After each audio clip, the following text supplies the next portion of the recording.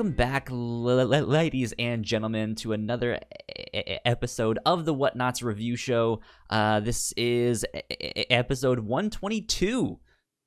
We are going to be talking about Tron Uprising in just a bit here, so stay tuned for that. If you did not know, though, our review show here is our weekly book club style podcast. We cover all sorts of genres, all sorts of different mediums, all sorts of stuff, so there's bound to be something that you guys can find and like and enjoy and share and all sorts of good stuff like that. My name is Kyle Springer, and I am joined, as always, by Melissa Wilkinson. Melissa, how are you doing? Yep. I'm doing okay. How have you been this weekend? This weekend has been interesting. I think it was Friday. It was like Thursday or Friday night. I didn't mention it on the captain's log, but my parents had to put one of my dogs to sleep, which is sad. He was really old. But then they texted me yesterday with a picture and said, "This is Ringo. He's 6 weeks old and he is a Bernedoodle." And so I was like, "Oh no." They got another one. He's so tiny. It's so cute. 6 weeks is very little for a puppy. Yeah. So I'm excited to get to meet him if I get to go visit my parents this Christmas. Who knows if I'll actually get to, but I'm excited to go meet him. His name is Ringo. It's a good name. Aw. That's a solid dog name. Yeah, indeed. Yeah. But besides that, it's been a good weekend. Nice. So, yeah. I went to a barbecue at my brother's house yesterday. Nice. I've only seen him twice during this entire quarantine He still season. exists. This was the first time the whole family was together. We were all spaced out in his giant backyard, and we just ate hot dogs and brownies. Ooh. And had a good time. Good stuff.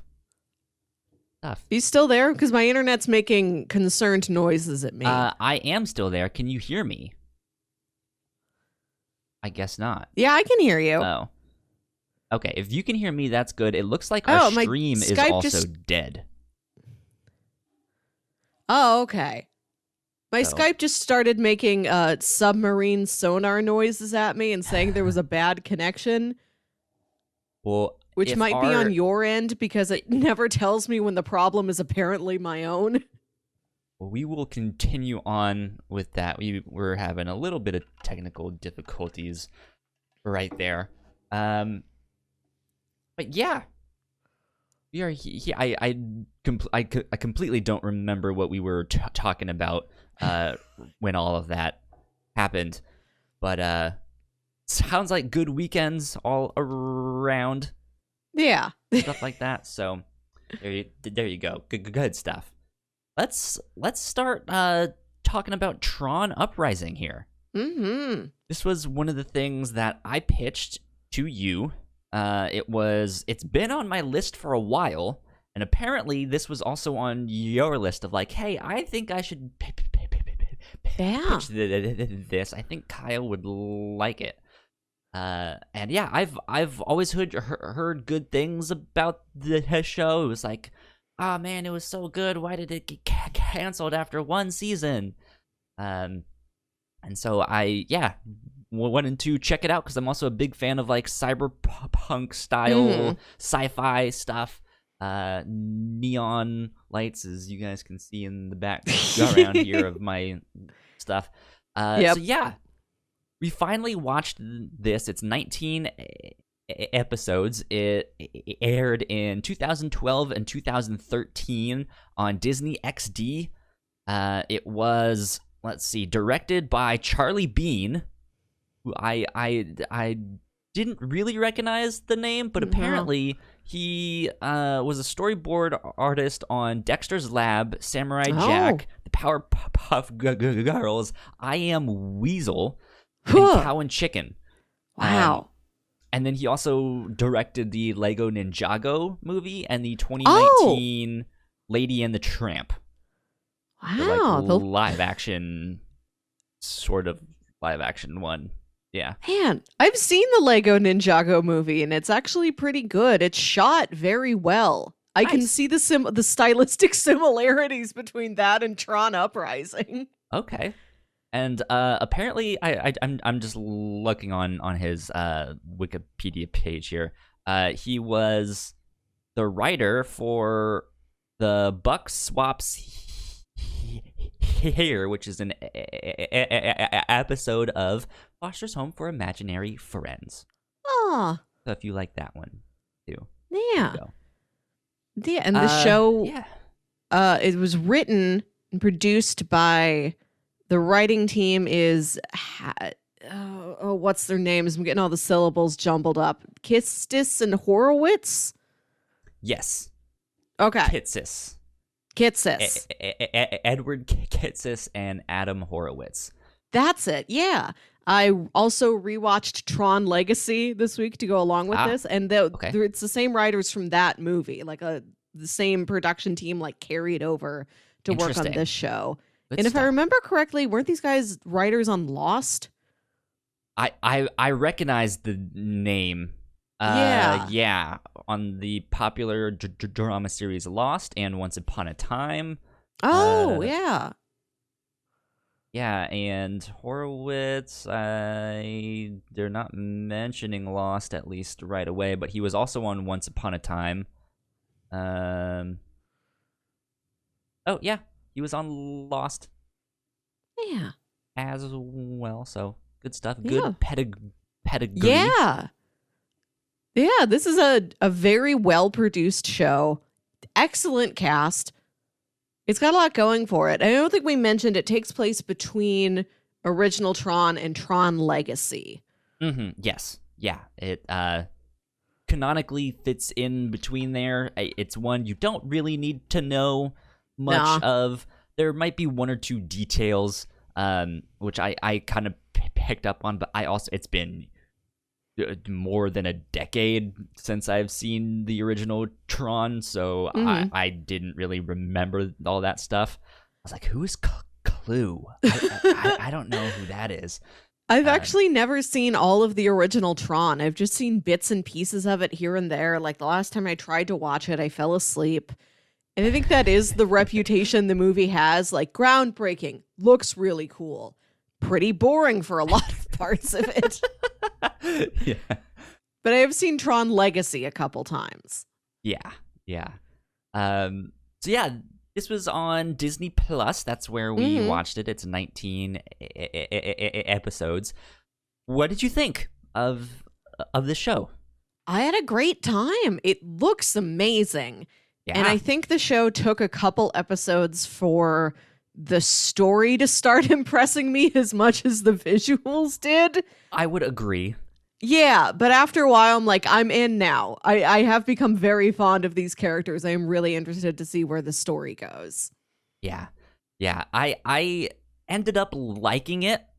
I see that the show had a lot of potential. And yeah, it is like, oh man, yeah, I kind of would like to see a season 2 to see where they went with this. But at the same time, yeah, I would say maybe more than a couple episodes for the good stuff to get started. Yeah. I was not a fan of the first half of the show. It was kind of right around that 2-part episode. With Dyson? Yeah. That one, like from that point on, it was like, okay, this is starting to get better. And then it ended in a nice place. But yeah, it's one of those things. I feel like it's hard to recommend because it does end only after one season. The story isn't really done, but at the same time, the ending kind of fits the name too. Like like season 1 ends. It's not spoilers per se because it did get canceled and all that stuff. With the name like Tron Uprising, you can kind of tell that they're trying to start this uprising within the grid, and that's kind of how season 1 ends. They start the uprising. Yeah, so it's good on them. You know? Yes, mission accomplished. But yeah, so I enjoyed it. I can see why it got canceled. especially if the first half of that of the season didn't do so well, and then they were like, oh, ratings are down, I guess we have to move the time slot, and so they moved the time slot, and then no one was watching it when it got good, and so it was just like, oh man, like that stinks. But yeah, but yeah, like you said, it's a beautiful show. It looks really cool. It has the same like stylings and stylistic choices as the Tron Legacy movie.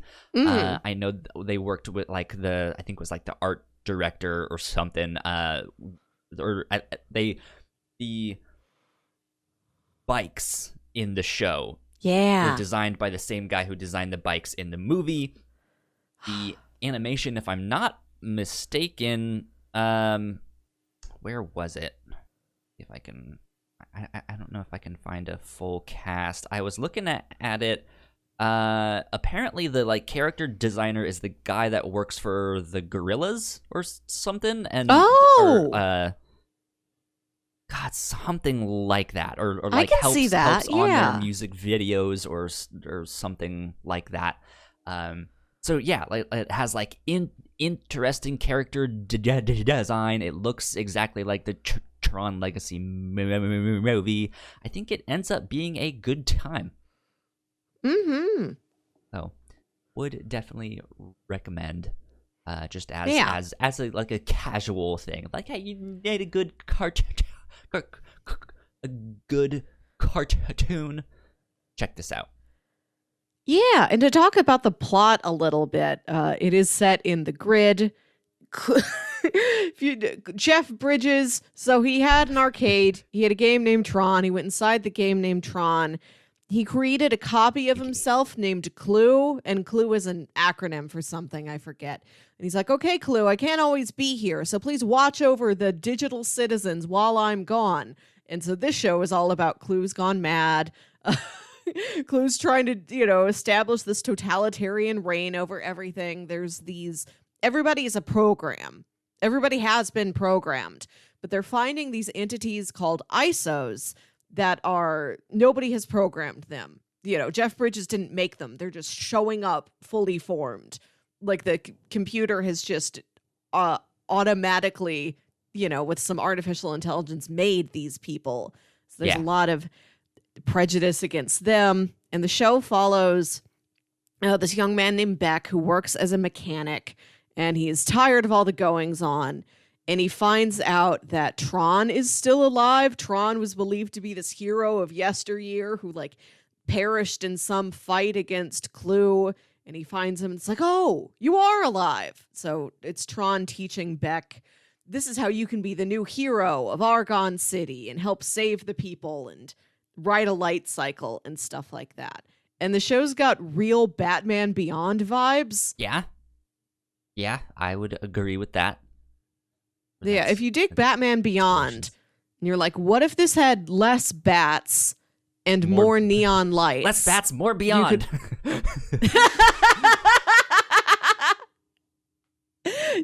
I think Tron Uprising would be for you. Yeah. Clue stands for Codified Likeness Utility. Okay. Yeah, there you go. That is according to the Tron wiki on fandom.com. So, thank you, internet. Yeah, that's kind of a good synopsis. There's this authoritarian military regime kind of taking over the grid, which again, just to clarify, is inside a computer. So these aren't actual people; they're just computer programs personified. And they die all the time. Yeah, they do. This is one of the highest body counts that I have seen in a young adult cartoon. Oh yeah, because everybody's always getting de-rezzed, where they just you stab them with your life disc, and then they dissolve into a bunch of pixels. Yeah. That's good stuff. I don't know if I really have anything else to add. I mean, yeah, he's working as a young mechanic. He has the whole like, I have to keep up my job as a mechanic and look like I'm a normal person, but also be this vigilante by night that is trying to be the new Tron and stuff like that. So he has some friends and stuff that he has to deal with along the way, and some are like, I love Tron, he's the greatest, and so some are like, I don't like this new Tron, he's stupid.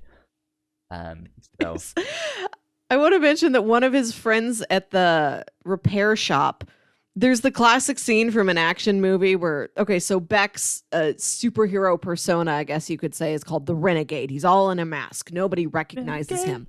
And right? Yeah? No? Okay. Yeah. Yes, exactly like that. And it's the classic action movie thing where, like, he has to take somebody's vehicle to, like, stop the bad guy. He happens to take the light bike away from one of his friends at the garage. And so his friend specifically hates the Neutron for that reason. Like, he took my bike. I never got my bike back. And I've never seen the other person's side of this action movie cliche of, I can't get my ride back. They took it. I don't think they're such a good guy. Why would they do that to me? It's good. Yeah. I don't think I have much more to add that is kind of spoiler free. So yeah, let's get into housekeeping, and then we will dive in a little bit deeper and start talking about it more in depth. If you did not know, ladies and gentlemen, we have multiple podcasts here at the Whatnauts. You guys can find out more information on our website, thewhatnauts.com, as well as your favorite podcasting platform of choice. Just type in the Whatnauts and all of our shows will pop up right there. You guys like what we do, patreon.com/thewhatnauts is where you can support us for as little as $1 a month. That would help us out a ton. And let's see, at our $3 tier, we have all kinds of exclusive content from all of our shows. We've covered things like the X-Files on their Shrek retold or something like that. I don't know. I want to say untold Shrek Untold, but no. We have fun. There's some good stuff on our Patreon. We also did cover some Batman Beyond on there as well. We did. Just mentioned Batman Beyond. So go check out all of that stuff on there. And last but not least, would also like to give a big shout out to our Patreon supporters at the $5 tier. So thank you, Sam, so much for supporting us and keeping the mics on. That has been amazing. So thank you. Yeah, thanks, Sam. Mm-hmm. Okay, spoiler time. Go. We got it. One day I'm gonna have to redo the spoiler graphic because our like it's too much red. There's red everywhere. It's a regular bloodbath, right? Yeah. Like I in my mind originally, I was like, the review show will be red. The Captain's Log will be like themed blue. Like each show would have a specific color to go with it and stuff, and I've kind of stuck with that, but then I would like change my lights to match, and right now I'm like, you know what, I'm gonna switch things up and I'm gonna do the blue background. I have that one on right now, but then like the background of the podcast is all red, and then the thing is all red. There's just too much red, so gonna have to switch that up. But here we are in spoiler territory. Yes. Melissa, let's dive in a little bit more to Tron Uprising. So I wanted to talk about Beck first and foremost, the main character of this show, voiced by Elijah Wood. Which I don't know if you gave me like a voice test and like closed my eyes and was like, okay, who is that voice actor? So I don't think in a million years I would have known that was Elijah Wood. I guess I'm He not. stands out to me, but I think just because I've seen all the Lord of the Rings movies so many times. That's the thing. That's like the one thing that I like really know him from. I've seen him in some more stuff, but like Lord of the Rings is the one thing that I'm like, oh yeah, he was in that one. The one thing Yeah, to rule them all. exactly. And I guess I see his voice as being like more high pitched in that. Like he's a hobbit, so they're smaller, and he seems like more young and youthful, and like I just see him like happy and go lucky, and his voice is a little bit higher pitched, and here he's a man, and it's just like, what? Oh, okay, like no offense to Elijah Wood, but like I didn't recognize your voice at all. I thought he did a great job, Yeah, and it's it's good. interesting casting because his voice is so, to me, lovely, soft, very emphatic. Like, it's a very emotional voice. There's no real edge to it. You don't listen to that voice and think, that's a cool guy. And I appreciate that that's the path that they went with. It gives Beck, it gives him a lot of heart. Like, He's just Beck more comes off as normal. a very... Yeah, he seems like just sort of like a normal, sweet guy who likes repairing light bikes and hanging out with his friends, and he doesn't want to see the people downtrodden. Yeah. And he hates the authoritarian regime, Yeah, I mean, he's not like intimidating in the role. Like you mentioned Batman Beyond in the start, and yeah, it's kind of the same thing with that. Like Terry McGinnis was not intimidating in the least. He was just kind of this normal guy, right? But Beck is even less intimidating than Terry McGinnis. Right, yeah. Terry McGinnis at least had the like bad boy aspect of him, whereas this guy, he is manly, right? Like he is a mechanic. He's fixing bikes. Like that is stereotypically speaking something that a man would do, right? But yeah, I thought he did a great job voice acting the character. I liked Beck as a character. I think I think he had a good journey. Yes. Throughout the show, because there is a he gets chosen to kind of be Tron's replacement, or like, hey, you can take up the fight next. And then there's an episode in there where he kind of goes outside of the city and ends up meeting this character that they call the Stranger. And it turns out that this was someone else that Tron had trained. And it didn't go well, and he turned against him, and so now he's this kind of like crazed madman out in the desert, and stuff like that. And he kind of goes through this crisis of conscience of like, not that it was a bad thing, but he was just like, I didn't know that there was anyone before me. You didn't mention that. Yeah. Like, this is a weird thing, and now, I guess I wasn't your first choice, and he kind of takes that personally, even though he probably shouldn't. But that like he just has this like, where do I fit in with all of this? Yeah, and like he looks up to Tron so much, and for him to learn that Tron tried this once before, really failed at it, and didn't tell back any of this going into it. Yeah. That makes him feel really uncertain. Yeah. Like Tron's been trying to hide all these mistakes to like reassure Beck when Beck would have wanted, no, tell me the full story. Right. Like, tell me I am Tron replacement Model 2. Yeah. Because, I mean, how does he know if he's going down the same path or not? Right. And like the Stranger turns out to be a major threat, and part of it's also that Beck is like, you should have warned me about him, that he might want to take revenge on you and on the new version of you, which is me. Yeah. You might not like me. No. Yeah, I liked him a lot. I think, interestingly enough, I liked when they started to dive more into the relationships with his friends as well as his love interests. Like, I thought that just made the drama of the show more appealing. Yes.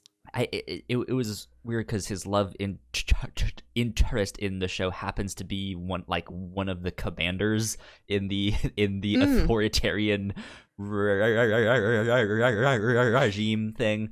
But like, he thinks she can be turned. Yeah. And it is a combination of, I do legitimately like this girl. I want to go out on a date with her. And also, I think you could be a tremendous ally to my alter ego to help protect the city.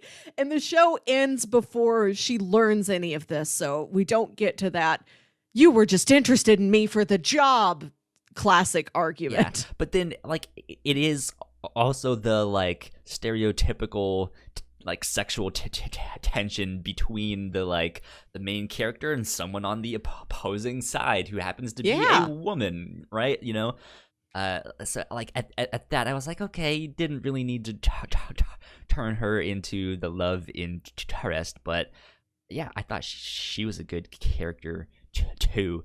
But I think even Beck's relationship with Abel, the guy who runs the garage, like, he just has a good supporting cast of characters. Yeah. That, again, like, the first half of the show, I think, was trying to set a lot of that stuff up, and it fell flat for a lot of it. But I think, for the most part, the entire time, Beck stood out as, like, he seems like a good character.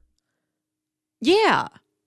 Yeah, I think he's relatable, and he seems like he doesn't brood too much. He doesn't have too much of a chip on his shoulder. Right, yeah. Like, he's even-tempered enough that, you can find him really likable. You'd want to hang out with Beck. Yeah. I don't know if I'd want to hang out with Terry McGinnis.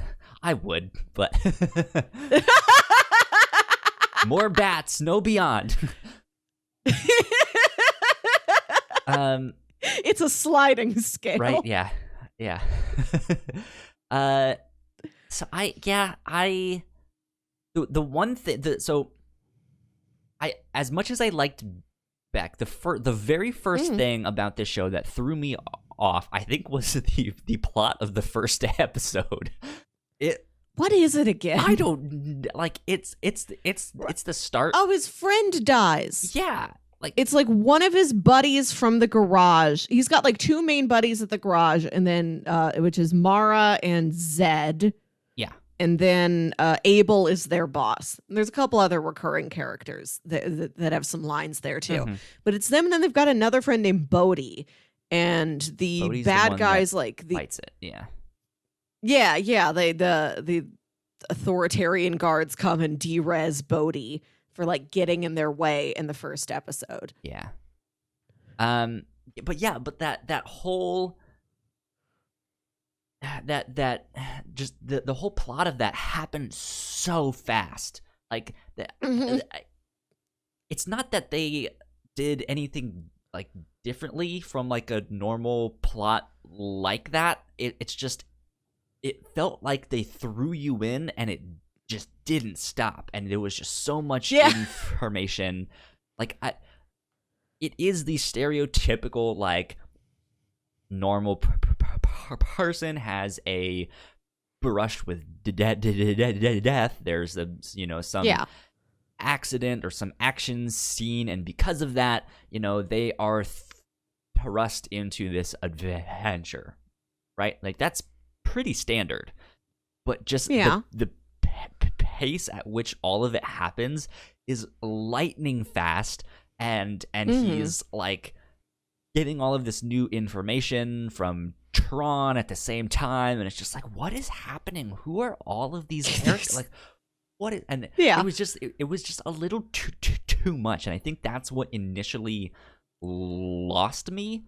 so that the next like 5 or 6 episodes after that, I was just like, I can't really get into this. Like I'm not. I'm still trying to play catch up on all of the stuff.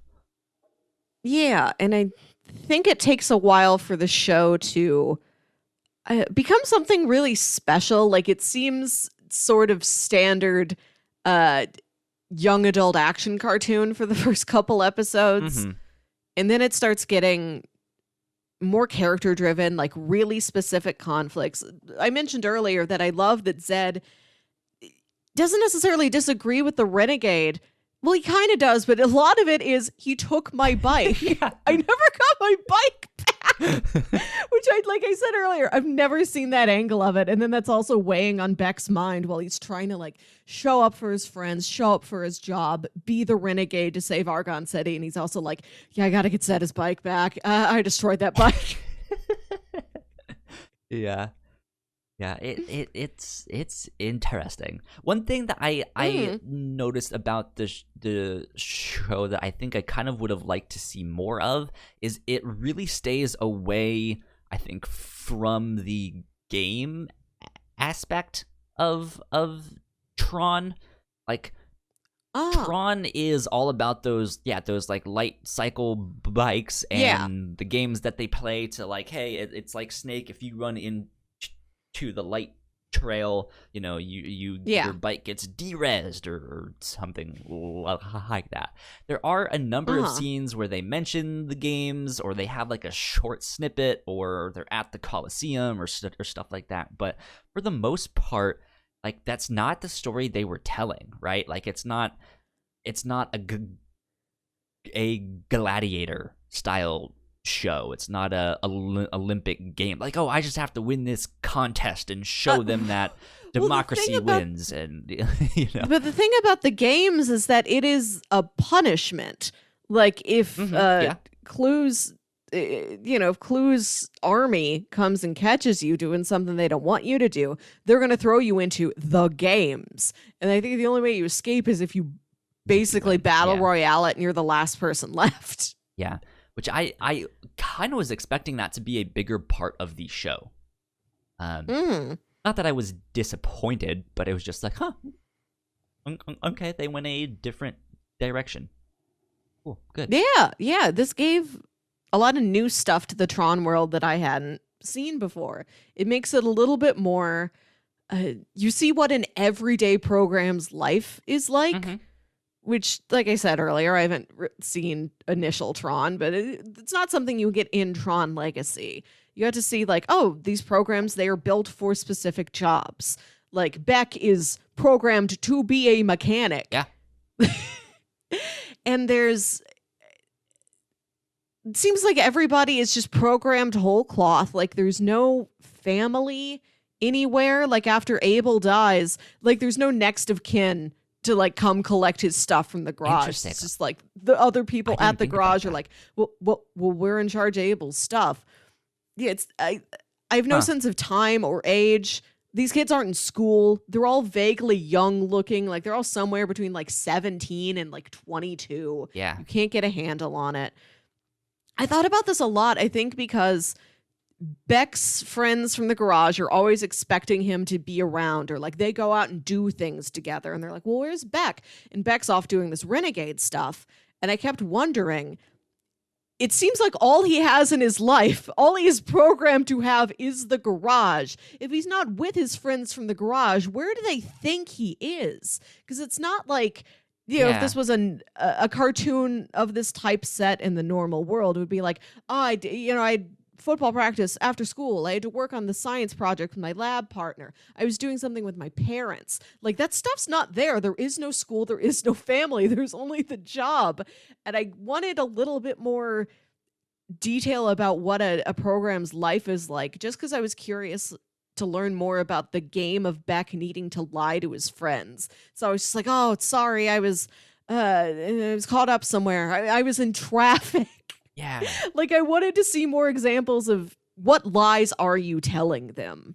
There's a general attitude of, oh, Beck, you're never around for us. But I wanted to get down to the specific lies and the specific okay, I have to make them believe that I was here on this day at this time for this reason, and that's why I couldn't be with them. Whereas really, I was there the whole time. I was just the renegade. Yeah, it's an interesting world because I didn't think about the like no family thing.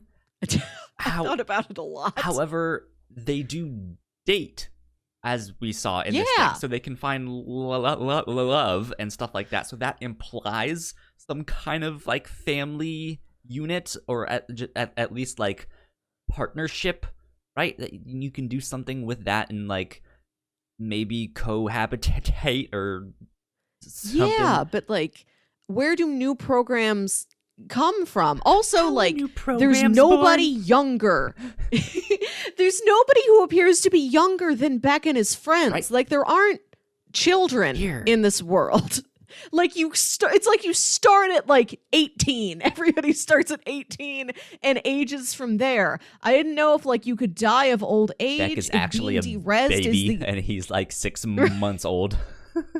Right, he just woke up before the show started. Something else. Like, are there any ways that a program can die besides being derezzed? Well, they I seem think they like really sturdy. I vaguely remember them mentioning like old age, like someone just like got old, but I could be wrong on that. But something else that I thought was interesting that I did think about, which of course, right as I'm mentioning that, my mind just completely goes blank and I forget what I was about to talk about. God, what was it?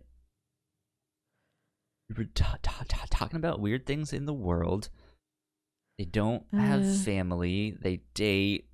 Oh, so you mentioned that they are programmed to be like this one thing. Like, I am a mechanic and stuff like that. But what was interesting to me that kind of came out, I think, the most in the episode or two when Beck is dating that one girl, or trying to Paige, is that they have programming, but they don't necessarily know what it is immediately.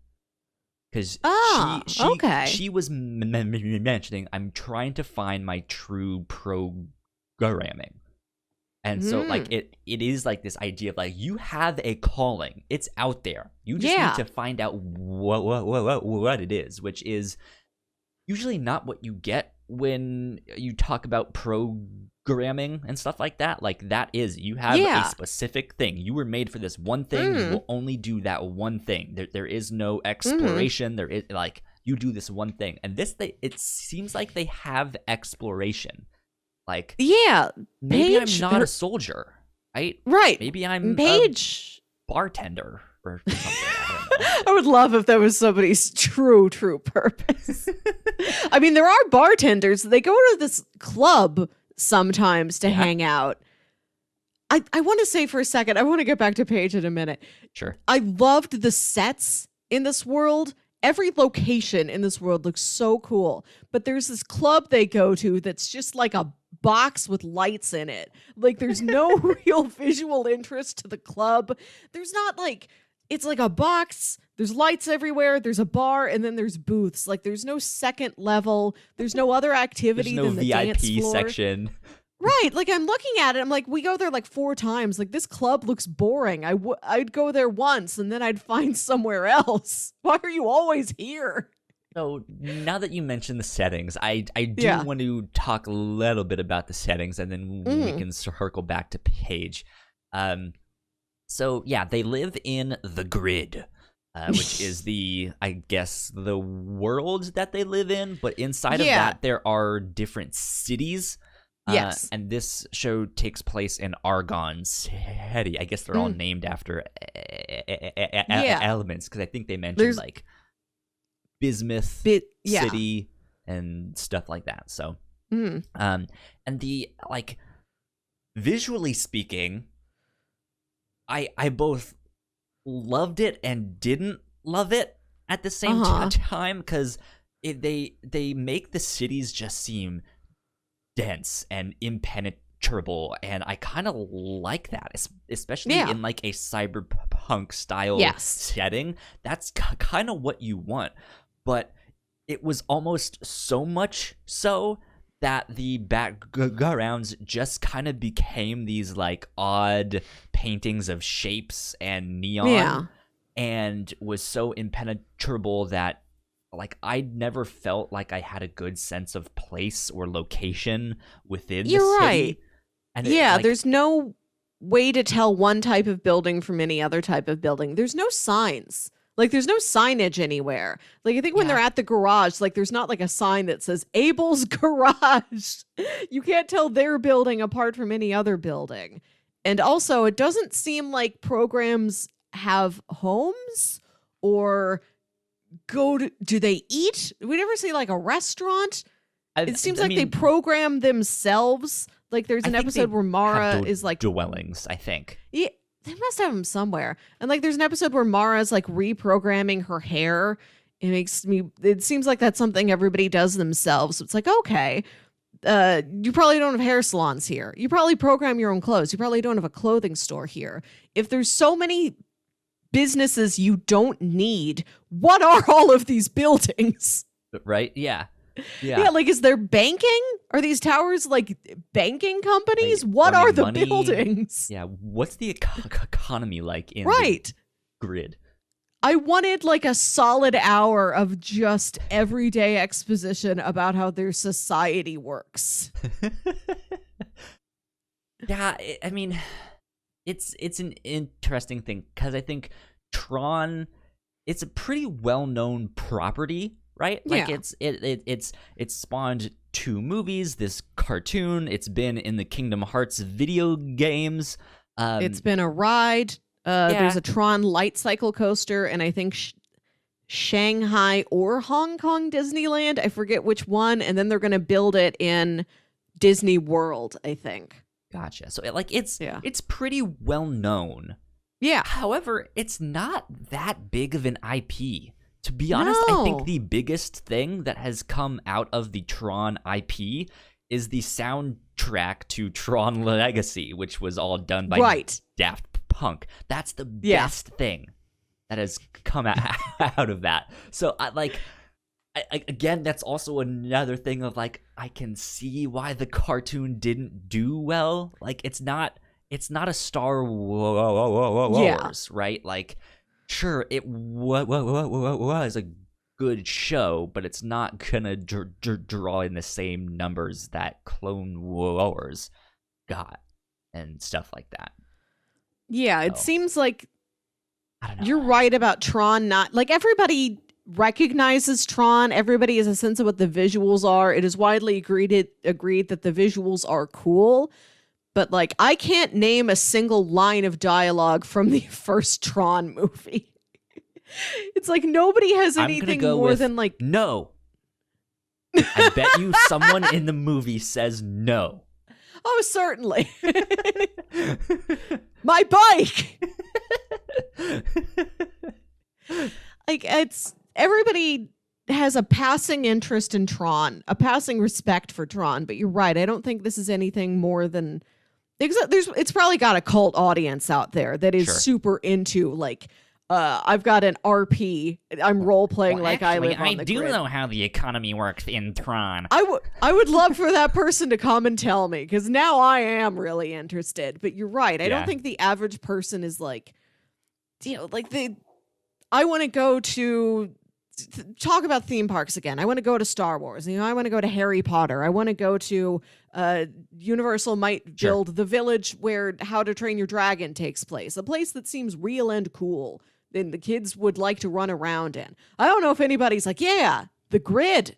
I want to spend all my time on the grid and like get really invested into the mythology of Tron. Yeah, it's a interesting one. But yeah, like I just wish that the show gave me more of a sense of location and what these buildings were actually like, what the streets looked like. Yeah, just like I want like a lot of places like the Batman the animated series or stuff like that. They often are always like the city is another character, right? Like it has a personality, and this just didn't have one, which I think was maybe one of the like subconscious bigger downsides of the show.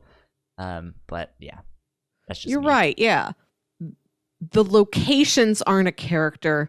You could say that the visual style is a character. There is. I do have to say the voice, the grid does have a voice. Yes.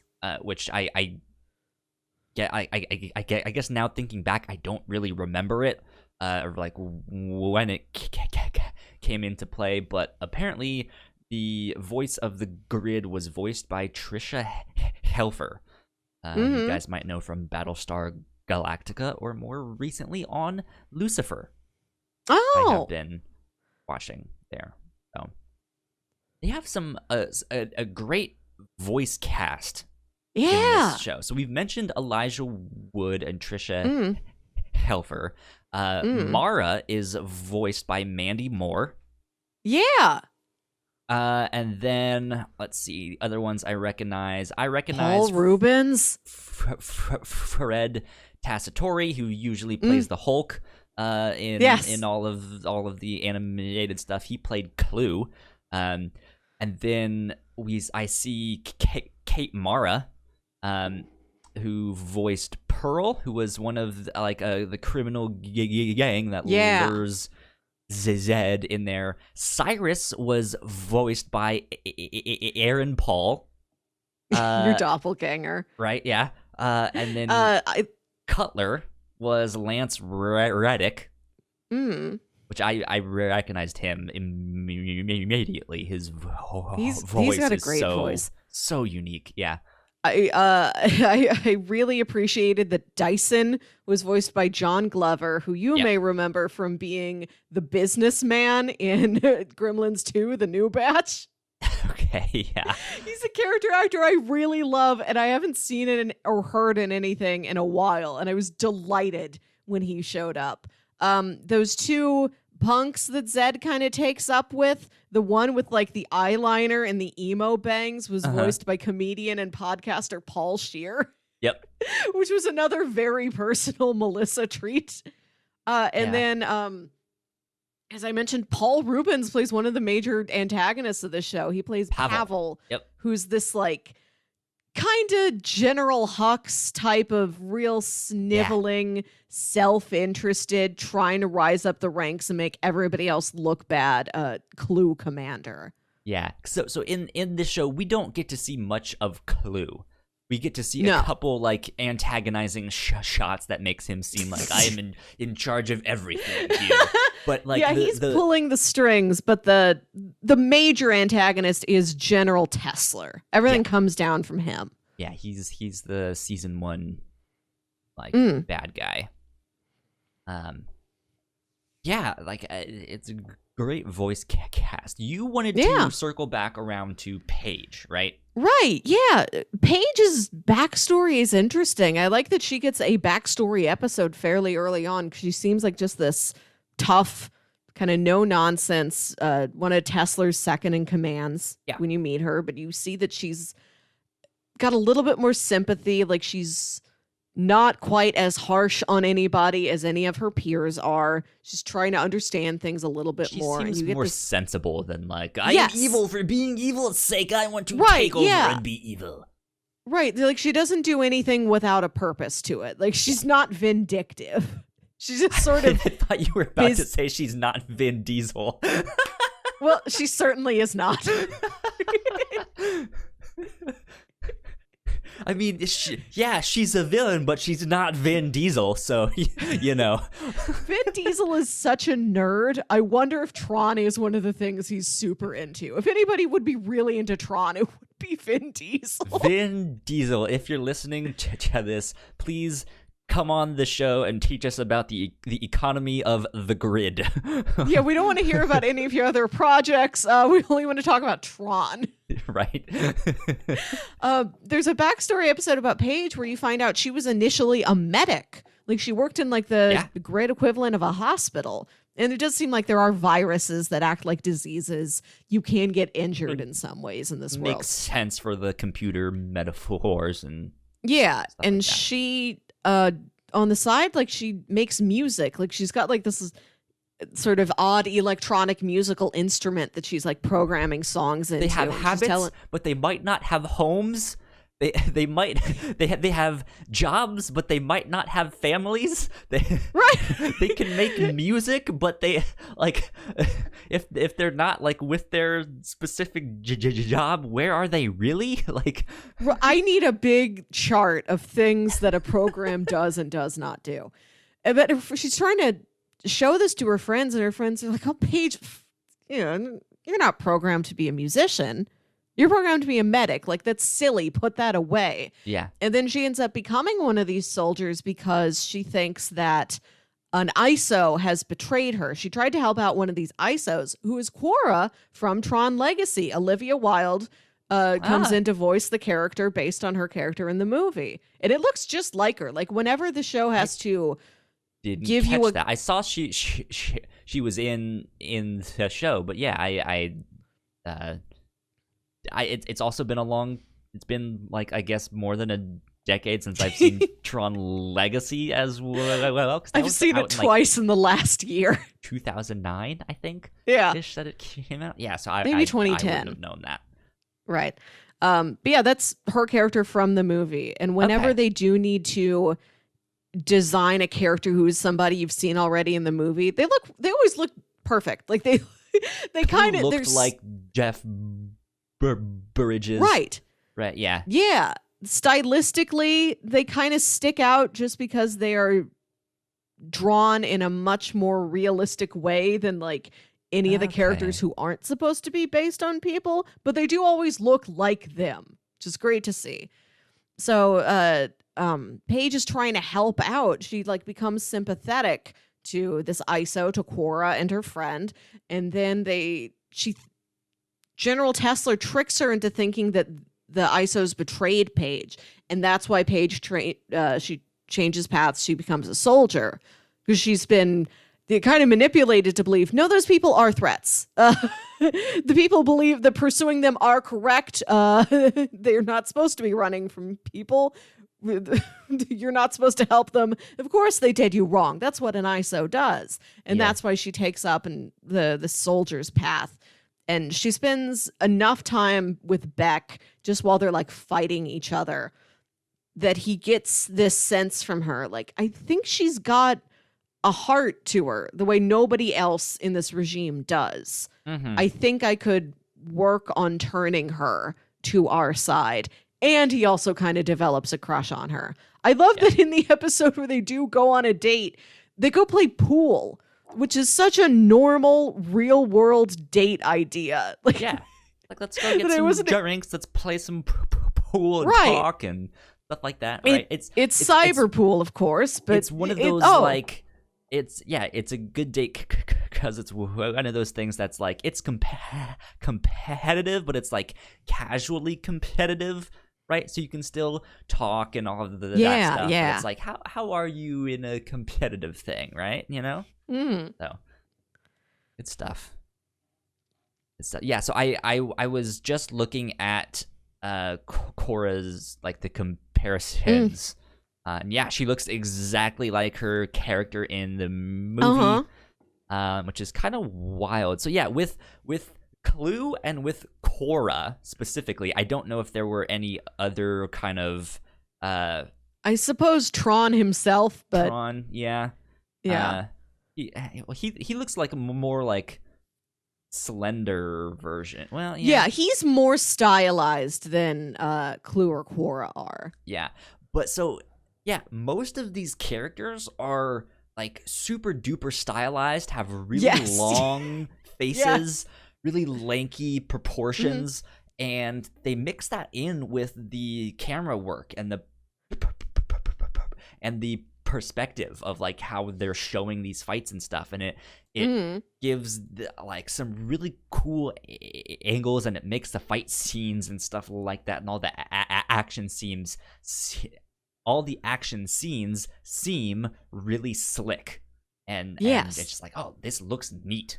But yeah, like there's one scene that really stood out to me in terms of character design, and I think that's when Abel is going out in that big snowstorm to go visit Tron, and he's in this car, and he's just sitting down, and it's like normal for him and the way his character would look, but his head is like poked out like straight, and he looks like he's like hunched over and stuff, and it's like like he's not actually hunched over, but that's just the way the character is, and it's so stylized, and it's just like, this is really cool. Like I like how these characters look and are designed. I think the only one that I didn't like the look of was Cyrus. I think too much of the facial tattoos, neon stuff, it kind of hid his face.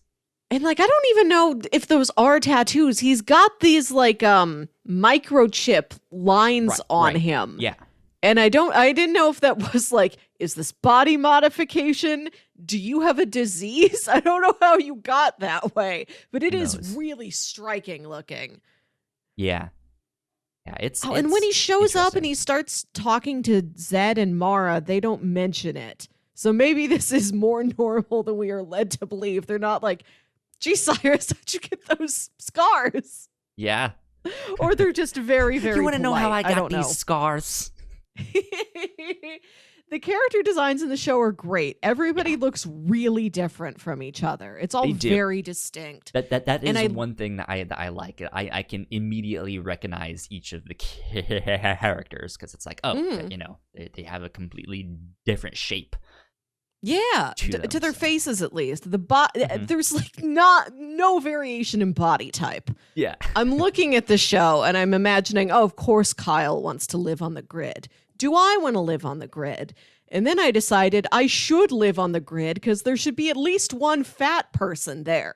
There isn't already. I volunteer to be the grid's first fat person.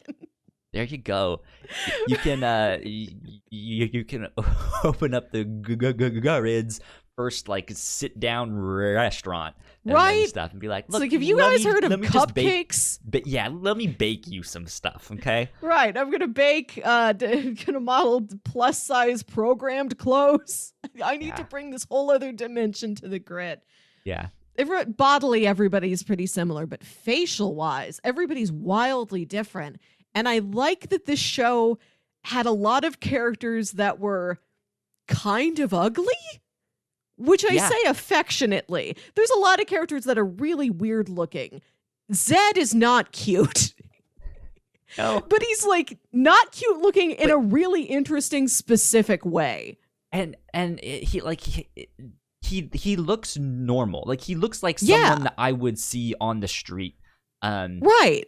I would maybe be like, ooh, man, sorry about that haircut, but... Right, and then, like, apparently, if you can program your own haircut like Mara does, this is Zed's choice. He's like, yeah, this is the look for me. I'm not changing it. A bowl cut all the way. Yeah. Yeah, like, Beck maybe he's one of the more normal-looking characters. Beck should be in the conversation of handsome cartoon boys. Yeah, which isn't a conversation, right? Which isn't a conversation I'm regularly involved in, but I know it's out there. He's one of the most handsome animated men I have seen objectively. But it's I wonder if there's like a slider where it's like, okay, we have a really handsome leading guy. We spent all our points there. A lot of these side characters are going to have to look like fish. These have to be real weird looking once we get to guys who only have a couple lines. Yeah, they look so fascinating. Like, so the one thing that I will say about Zed that I do really, really like about his character design, because again, it's not a bad character design. Oh, none of them are. He just looks normal. But what he really looks like is a character from a graffiti magazine. Oh, yeah. Like, he looks like a graffiti artist. He looks like a character from a graffiti magazine. Like, he just looks normal. But what he really looks like is a graffiti magazine. Is a character from a graffiti magazine. Like, he looks like a graffiti artist. He looks like a graffiti artist. Is a character from a mural in the 80s. If you look up like New York graffiti from the 80s and you see some of the characters that they do, and he looks spot on. Like that stuff. That's cool. Yeah. And so like I like that they're mixing in that kind of style and that much of a characterization to all of these people. Like some of them have really small eyes, some of them have really big chins, so one has a really big forehead, but they're all these like really tall faces. Yes. And it's fascinating. Yeah, they look great. This show is a delight to look at. And one thing that I thought was really cool that they did is that, Beck's got this Renegade outfit. It completely masks him. This is his superhero persona outfit. There's several episodes where he's not in it. Yeah. I really like that the show wasn't formulaic like that they had a couple really interesting, like, one-shot episodes, especially in the second half of the series. Yeah. Yeah, and Beck's doing he's doing things for the Uprising, but he's not doing them as the Renegade. Yeah. So you mentioned kind of these one-shot things. Did you have a favorite one, or just like a favorite? Excuse me, hiccups. Did you have a favorite episode of the bunch here? Oh, they had some cool ones. I really like the one on the train. Okay. There's a scientist that is escaping Tesla's control, but who Beck and Tron went to work with. And the scientist is hiding on a train, and they've got this programming that's meant to disguise them as somebody else, and it keeps flickering on and off. So it's like, oh, sometimes you look like just a person. Sometimes you look like the wanted scientist, and Beck has to guide him. You're like, oh, I'm standing in front of this person. Hi, Paige. And it's Beck as Beck the entire time. He's not the Renegade. And everybody's just on this train. Paige is on that train. I think Pavel shows up on the train. And it's this kind of bottle episode where everybody's in this train and they find out the bridge is down X amount of miles ahead of them. And they have to figure out how to stop that. They've got this ticking clock where Beck's like, I have to get this escaping scientist to safety, and I have to figure out how to save everybody else on this train. And it's him and Paige working together in this. Yeah. And that's the episode where at the end she's like, it was good working with you. Look me up sometime and we can hang out. And then the next episode is the one where they go on a date. Yeah. I think I really liked the graffiti one, the digital graffiti one. I thought that was a good one. The one with Mara, yeah. That was some good characterization for Mara, because you got to see what she does outside of work, and she's into art and street art, and she does graffiti and stuff like that. I want to talk about Mara for a minute, because she seems like just the sweet, nice girl next door friend in Beck's friend group. Yeah. And then as the show goes on, and this is the character voiced by Mandy Moore, and I was a little surprised at the beginning to see that they got a bigger name to play somebody who wasn't that pivotal to the show. Well, and I thought, maybe The one thing I will say about that is there is a promotional image for the cartoon that has 5 characters on light cycle bikes. And stuff like that. So I'm wondering if the plan was down the road, Tron is gonna make his team of here are my 5 lieutenants, or here are my 4 lieutenants besides me, right? So maybe she was one of them, because in the character designs, she also stands out because she's the only one with colored hair. Yeah. So when in the first couple episodes, she doesn't seem super important, and I'm like, oh, maybe they were considering Mandy Moore for a role in this, and they showed her some of the characters, and it's Paige is a major character, and she's like, no, I want to play the one with the cool hair. Cool hair, Yeah. please. I don't care how many lines I get. I want to be her. Who knows? But then as the show goes on, Mara starts really developing and really being more active. And you find out that she is very passionate about her work at the garage. And when Abel's not there, she's the one he puts in command. He's like, I trust you the most. You're the one who takes this the most seriously. I believe you can do the best job. I know I mentioned the graffiti one, but I think that one, her working in the garage by herself in charge, I think maybe was my favorite of the entire show. I was like, this was a great one. Yeah, I loved that there was an episode that was less about the uprising and about the renegade, that we got these moments that were about the other parts of these characters' lives. And I really would have loved to see more of that if the show went on. Absolutely. And to see these moments of what problems arise from other parts of their life. And of course, the Pavel rolls in with all these tanks saying like, this garage is now being controlled by the government. You have to fix all of these tanks in the next 12 hours or we're going to kill all of you. There's a major plot related conflict in that episode, but the basis of it is just, I have to watch the garage while the boss is gone. Yeah. That simple initial premise, I really dug, that the show would allow there to be room for conflicts like that so that we could just see other parts of their lives, and as I've often mentioned, other parts of how the grid society works outside of all the action hero things. But yeah, and then you find out she's really sympathetic to the Renegade's cause, having no idea that that's her friend Beck. She's sympathetic to both of them separately. Yeah. And she starts doing this also rebellious street art. Yeah. She also has a moment where she turns against it. Too, where she starts to blame the Renegade for some stuff, and so like it's not she has this she kind of has him on a pedestal, but isn't necessarily blindly following him to be like, I love the Renegade, he's the greatest, he can do she loves the cause and wants to believe in the Renegade specifically as spearheading the cause. Yeah. But if her feelings for the Renegade change, her feelings for the cause don't. And she's willing to step up and take more action on her own. Yeah, which I think is good for that character. And she's not just, I mean, because that is kind of the old school thing to do in the cartoons, is like, oh, that's just the woman. That's the girl of the bunch. She's going to be the love interest. And that's about it. But it really felt like she was her own character and was making her own decisions and would have her thoughts and feelings change and stuff like that. I liked that. I liked that moment where she is changing her hair, because it also kind of represents her feelings in that moment, right?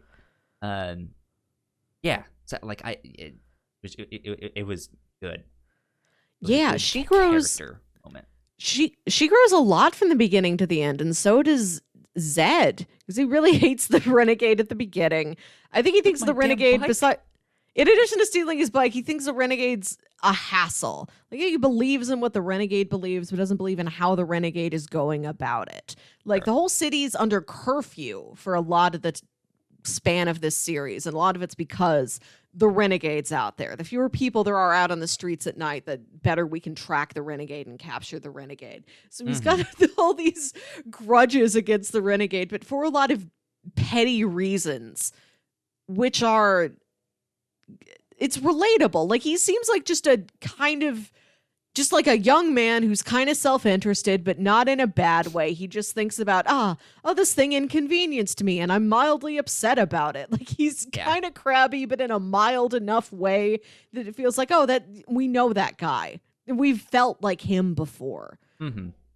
Yeah, and he learns to kind of put that behind him as the series goes on and like see the good in the Renegade and want to step up and be more helpful. And like take more responsibility for things. And then he finally gets his bike back. Yeah. At the end. Good. Good stuff. Did you want to talk a little bit about Tron or about Cyrus or stuff? I guess Cyrus we is kind of cool. mentioned Cyrus. Yeah. I don't know if I have much else to say on him. That episode where the entire structure of that episode's great. Like Beck is going to he's going to Bismuth City for some sort of uprising business. I forget exactly what it is. And there's this huge Yeah, there's this huge storm rolling in, and they've like closed the highway to let the storm pass, I guess is how things work on the grid. And he's like, I don't have time to wait. And he just takes his bike off road. He's like, I'm going to go around the storm. I'm going to ride through it. I need to get to Bismuth City. And then he falls down this ravine, and he comes across this like weird, it looks like the monolith from 2001, but it's entirely two-dimensional. Yeah. Like the camera flips around and it's not there. Like it's just a flat plane, and it's like a weird mirror that Beck like reaches out and touches, and then he falls through. And that's where Cyrus lives. Like Cyrus fell through code, and he's in this like weird liminal. Yeah, he's in this weird liminal space inside the grid. Like he just fell through a video game map to where it's all gray. It's just a big gray void, and he started coding things for himself. Yeah. And it's like, and Beck is following him down this long, like kind of gear-like, brightly colored tunnel. That episode is the coolest visuals. And I love how eerie the beginning of it is. It's so strange. Mm-hmm. Yeah. They do some good stuff, just visually speaking. Like they have a great team. It's a great looking cartoon. It is. Good stuff. Yeah. I wished it would have at least gotten one more season. Yeah. Maybe 3 to just kind of round it off. Mm-hmm. But yeah, I can see why it got canceled. Slow start. Mm-hmm. Hard to get into at first. Once it didn't really go anywhere with it. It was just okay, we started the uprising.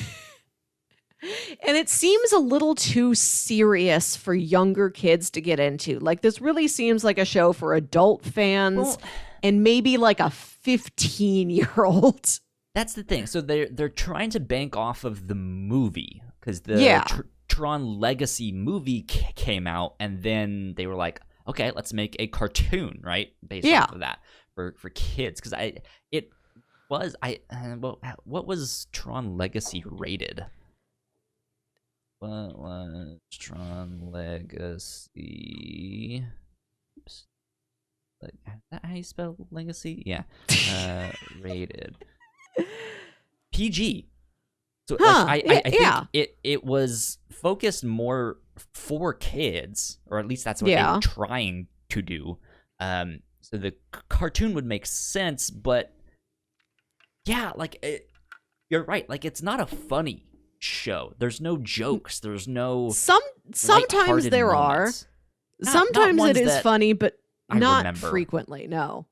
Yeah, not ones that I'd be like, oh man, you remember that one time when she said that? I mean, I guess the only running joke is that I think it's Zed who has this one joke, and he's like, and then they did this.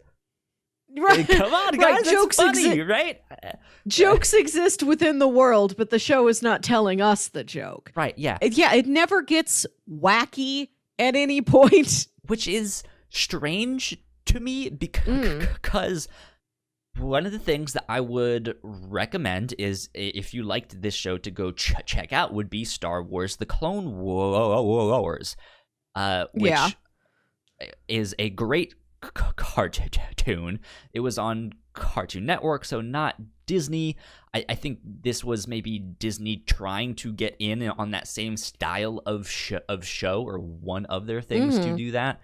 But like they had the formula of the Cartoon Network show right there, because when this show came out, they were already on like season 4, I think, of the Clone Wars. So that show was already spectacular, and like yeah, you would think that they would look at that show and be like, okay, what are they doing with that show to make it so likable? Like, sure, they have the action scenes. Sure, they have the emotional moments. But then they also have these stupid ones where Jar Jar Binks, they're just like, okay, stay in the ship. And he's like, okay, Misa, do it. And then he just completely wrecks everything, right? And it's just like, it's stupid, but it's funny. And it's just like, yeah. They don't have that stuff in Tron, and I think that is maybe one of the things missing. Yeah, like, there's no character I can really point to as being the comic relief character. Mm-hmm. Like, Zed's lighter than the rest of the people around him. Pavel's kind of a buffoon. He's fun to watch. Yeah. But yeah, there's nobody who is funny exactly. Yeah. So, kind of a miss on that part, but good show overall. Yeah, it is. Yeah, I wish it would have found more of its audience. It is a very specific show. Indeed. I can see how it had like a very narrow audience for it. But I know there's people out there. Yeah. Yeah. Sorry, you kind of cut out there at the end there, so I don't know if you said something else. I've got a recommendation though, like a pretty good recommendation for this. Yeah. At the same time, there was another cartoon airing on Disney XD called Motor City, which was produced by Titmouse, which is the animation studio behind Metalocalypse, I think maybe Super Jail. They've worked on the last couple seasons of the Venture Brothers. And I think this might have been, I think at the time it was their first like young adult cartoon they were working on. Visually amazing, really bright, colorful, dynamic, really interesting character designs, great action. And the plot of the show was that it was this future dystopia where like Detroit had crumbled to the ground and like a new, better Detroit was built on top of it. Yeah. And these are all these characters that live in underground Detroit that are mad at like the big businessman that controls New Detroit. And it's all these rebels that are like fighting against him. So like the plot's similar enough, you know, it's a nice companion piece to Tron Legacy. The show was so much fun. I think it also lasted about the same amount of time. I think Disney was trying both of these together in a block, and neither of them took off, unfortunately. Yeah. But I have such fond memories of Motor City. I've been wanting to watch it on the show, but it's not on Disney Plus. Never heard of this this show. I don't know show. where it is. I don't know who owns the thing anymore. But if you can track down Motor City, I absolutely recommend it. I remember it being so much fun. It also looks oddly influenced by the Gorillas. Yeah. Or it's an like interesting kind of if angular designs.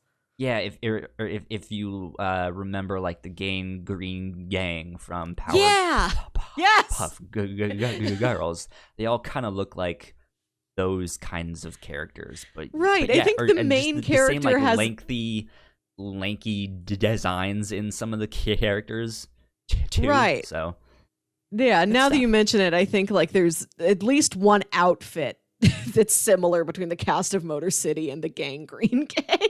Right. Yeah. That's good stuff. The art looks cool on that. It was so cool. And I think there was like maybe some of the same people worked on both of these shows, because I remember there being an Easter egg where like in a crowd scene in Tron Legacy, and I didn't catch it, but you can see a character designed just like one of the characters from Motor City. It's like, oh, there's Julie. How did Julie get onto the grid? Indeed. So you mentioning Motor City made me think of a comic. I have not read this one, so I don't know how well the comic did, but just based on the art and the stylization alone, Motor Crush is a comic that you guys can check out. I believe it was from Image Comics. Let me see here. What does Amazon say about it? Volume 1. Where is the description of this? Come on, it doesn't give me a description. Oh well. The artwork is done by Babs Tar. Yeah, she has some great stylized artwork in there. Oh, here. The team behind the critically acclaimed revamp of Batgirl with an exciting sci-fi action adventure series. By day, Domino Swift competes for fame and fortune in a worldwide motorcycle racing league. By night, she cracks heads of rival gangs in brutal bike wars to gain possession of a rare, valuable contraband, an engine-boasting machine narcotic known as Crush. So that's an interesting thing. A little bit of a caveat on that. One of the creators on that has been outed as an abuser. So be aware of that if you guys want to avoid that stuff. But yeah, that'd be an interesting one. And then I mentioned the Star Wars Clone Wars cartoon. I think it's exactly what this show was trying to do. I will say season 1 of that show is a little bit rough. But again, like we said, like Star Wars is an IP that has the numbers that, despite season 1 being a little rough, like it ended up being an amazing show. So yeah, go check that stuff out too. Are you ready for pitches? Yes. So okay, Melissa, we have to explain, because we haven't mentioned it yet here on the review show. We are starting something new here in September. It's I guess going to be a new tradition here on the review show. Yeah. We'll see how long we can keep this up. But we are starting Shame-tember. Melissa and I came up with this on the captain's log 2 weeks back. I guess a week ago. And basically, we are going to take 2 weeks out of September to each pitch one another stuff that is on our list of shame. Yeah. Movies and such that we should have watched, but we haven't. Yeah. We haven't yet. We don't know why. Right. So that's what we're going to be doing. And this could consist of stuff that is like general pop culture of like, why haven't you seen this yet? Like, you just have to say this. Or if you're a fan of a particular director or something like that, and you haven't seen certain ones of their movies, like, oh, if you're a Spielberg fan, you have to watch this one, right? Yeah. Or something like that. So, Melissa, you are up first. It's time for my Shame-tember. So I thought about this a lot, and I thought about, there's movies that I should see as a film buff, but that no other person my age cares about. Like, another 29-year-old isn't going to be mad that I've never seen Amadeus. Sure. But also another film buff isn't going to be mad that me as a 29-year-old hasn't seen Pitch Perfect or something. Right, yeah. So I decided to go for very personal shames of mine. Stuff that I don't think anybody else is mad at me for not having seen, but I'm mad at me for not having seen. Good. Right. Like, these are things I need to do to rectify my own conscience. Good. So pitch number 1.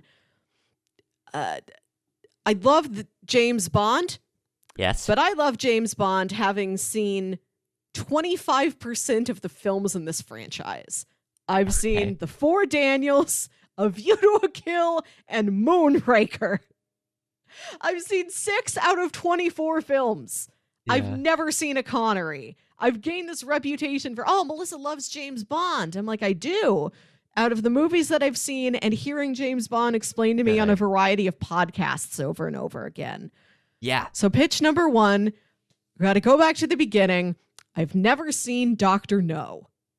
Okay, good. That's a great pitch. Yeah, and since there have been theories that perhaps No Time to Die is going to pull things from Dr. No, right? I want to see it firsthand. I want to see actually in front of me, no, Mr. Bond, I expect you to die. Like all these things I've seen parodied and referenced and homaged later on. I want to go back, watch the original thing, start there. Nope, I can't and then do I do it. I intend have to no find... time to die. I will not. I do intend to watch all of the Bonds. It's about time I did that. And you can start it here with me. Good stuff. I think I don't know if I pitched it to you. I know at one point I pitched it to Paul. I was like, let's go back and watch Dr. No, the very first James Bond film. Like let's go watch that. But we never picked it. So good stuff. Okay. Pitch number 2. I mentioned to you the other night when you were naming off stuff on your list of shame that I've never seen Titanic. This isn't exactly true. When the movie first came out on that like 2 VHS home video set, yep. Yes, I think my mom and like one of her sisters was over. Like the two of them rented it and I was watching it with them.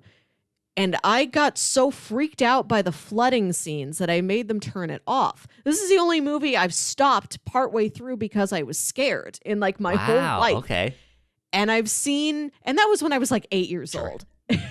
And I've seen bits of Titanic like on TV since then, but I still, and like I know what happens factually from history, but I've never seen the third act of that film. And this has always been on my own list of shame. Like, you've got to go back and finish what you started when you were 8 years old. You need to... we have to go back, Kate. Yeah. So pitch number 2 is finally, in its entirety, James Cameron's Titanic. Okay. Good stuff. That is also on my list of shame. I don't know if that would have been one of the ones that I pitched you, but yeah, that I have not seen Titanic. So, good stuff. And pitch number 3 is, I think, a movie nobody cares if I've seen except me. This, do you ever see part of a movie on TV when you're like a preteen and you think it looks cool, and later when you're an adult and you have some expendable cash, you buy the DVD for real cheap thinking, oh, I bet, I thought I would like this movie. I'll watch this sometime. This seems like something I should have on my shelf. And then like maybe you put it on at a party, but everybody's talking and you're not paying attention. And so now it's turned into, for the past like 6 years, you've owned this DVD and you've never seen the movie. Just sitting there staring at you. Yeah, and you can't even tell anybody what the plot of the movie is. That's how little you know about it. I live here. You just have you just have a vague impression of characters and tone. Yeah, okay. I have a movie like this. Okay. And it is Mystery Men. Okay. I don't think I've seen that one. This is the 1999 superhero comedy. It says here it is based on a Dark Horse comic created by Bob Burden. It seems like just a wacky bunch of weird offbeat superheroes. Okay. This film stars Mr. Benjamin Stiller, Paul Rubens again. There you go.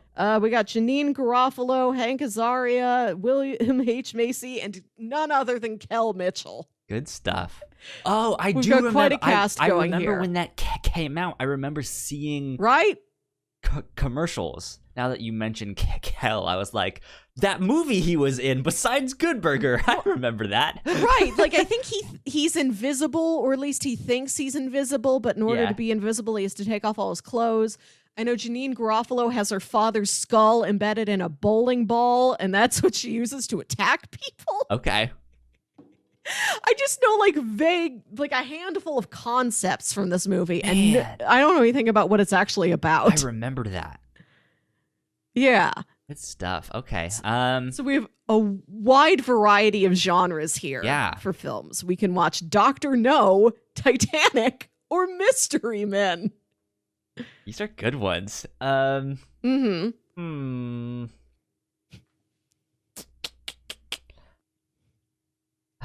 man, what do I want to do? I'll be honest, I'm not in the mood for Titanic. Yeah. So It's not really a Kyle type of film. It's not, but I should at some point just go watch it, get it over with.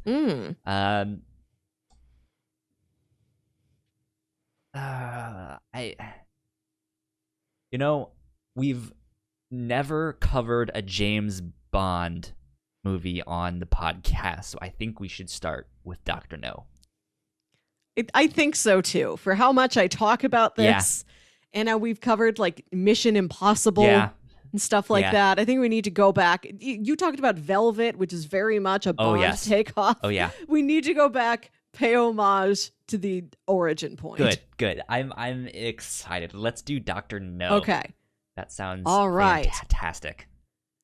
Now, I don't know if this is true or if this is like an urban legend, but I remember reading that there was a translation error in trying to like promote this movie in some other country. I believe somewhere in Asia. I don't know exactly where. Again, if it really happened anywhere at all. But the story I've been told is that there was some country that tried to name this movie We Don't Want a Doctor. Doctor? No.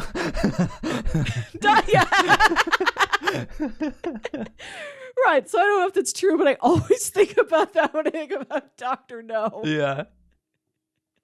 I don't know. Let's see.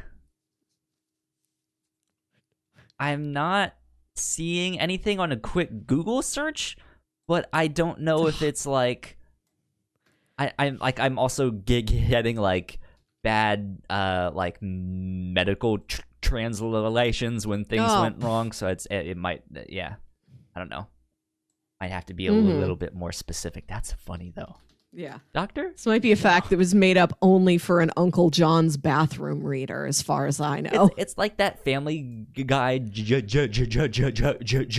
joke where he's filling out the form at the doctor's office and it's like sex and he's like, yes, please. It's just like, no, you dumbass. Like, that's an Austin Powers joke. I'm sure it's in a million things. I'm sure it's a joke from a lot of places, but I believe in contemporary times the origin point might be Austin Powers. Yeah, man, good stuff. Okay, Doctor, yes. Yes, Doctor. That's what we will do. We say yes to no next week. Next week. So yeah, is that on streaming services? Do we know? I'm not sure. Like, okay, I did a cursory search across my Roku, but my Roku doesn't pull in all apps. That's fine. If it's not free, it should be a couple dollars, or perhaps available at your local library. Won't be hard to get. I'm going to go hit my local V-Stock for their Labor Day sale and see if I can just pick up a box of Connerys. There you go. Okay. A box of Connerys. Sounds good. That is what we will do for this next week. Melissa, where can the people find you on the internet? You can find me on Twitter and Instagram at Wilkywit. That's WILKYWIT. You can find me at Yo Kyle Springer on Twitter and Instagram. If you guys want to stay up to date with our shows, we are at The Whatnauts on Twitter. Go like, share, subscribe. If you guys could help share our show, that would be amazing. Yeah. We are sitting at 85 subscribers on YouTube now, so we are 15 away from 100. So please, if you guys could help spread the word, if you guys could subscribe to our YouTube channel, if you guys could steal your friend's phone and subscribe them to our YouTube channel, that would be amazing. We could use all the help that we can get, and I will keep saying it until we get there, and then I will move on to something else. So until then, subscribe to our YouTube channel, please. We need your help. But yeah, with that, I say let's wrap things up and let's get out of here. This has been episode 100. I forgot what episode it was. 120. I don't remember. 2 or 3? I'm gonna have to look this up because this is. That's one of them. You can see it, listener. Why do we have to tell you again? Episode 122. Go. This has been number 122 of the Whatnauts review show. We will see you next week. Bye. Bye. Thank you so much for checking out our podcast. We hope you enjoyed that one. Leave a comment down below what facet of society in the grid you are most interested in, or where you think programs are born from. I don't know. Something. In the meantime, go subscribe to our channel, which is right up here. That would help us out a ton. And go watch one of our other videos right down here, because we got plenty for you to check out. And with that, we will see you guys next week. Cool. Bye.